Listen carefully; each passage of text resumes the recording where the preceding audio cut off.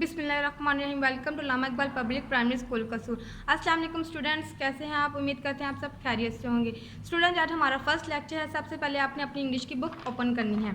आज डेट है 28 अप्रैल। बुक है हमारी इंग्लिश क्लास। आपने अपनी इंग्लिश की बुक का पेज नंबर 37 ओपन करना है। टॉपिक हमारा है can you help us please, क्या हम आपकी मदद कर सकते हैं। इस सबसे पहले आपने इसके याद करने हैं वर्ड्स मीनिंग।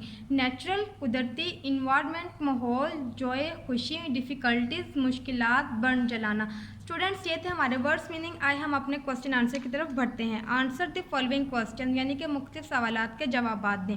क्वेश्चन नंबर 1 है who is telling its life story, कौन अपनी ज़िंदगी की कहानी हमें बता रहा है। इसका आंसर है a seed is telling its life story, एक बीज हमें अपनी ज़िंदगी की कहानी बता रहा है।